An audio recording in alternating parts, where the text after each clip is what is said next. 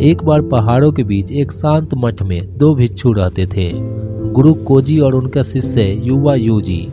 उन्होंने जैन शिक्षाओं का अध्ययन और अभ्यास में अपना जीवन समर्पित किया, हर काम में ज्ञान और करुणा को दर्शाने का प्रयास करते।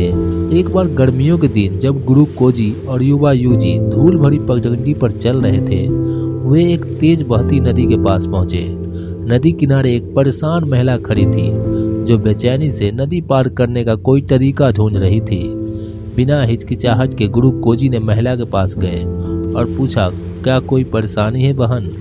महिला ने आह भरकर कहा, मुझे बेटे की शादी में जाना है उस पार, पर मुझे तैरना नहीं आता और न कोई पुल दिख रहा है।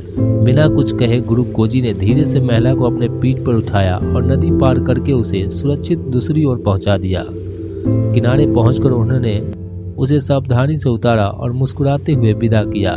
जैसे जैसे वे आगे बढ़े, युवा यूजी अपना भ्रम रोक न सका। गुरुजी, उसने पूछा, आपने उस स्त्री को नदी पार क्यों कराया? हमारी शिक्षा स्त्रियों को छूने से मना करती है, फिर भी आपने बिना हिचक मदद की। गुरु कोजी रुके और जानकर मुस्कान के साथ शिष्य को देखा। अरे यूजी, उन्होंने कहा, मैं स्त्री को नदी पार करा दिया, पर तुम अब तक उसे मन में ढो रहे हो। यूजी की आंखें फैल गई जब उसे अपने लगाव की गहराई का एहसास हुआ।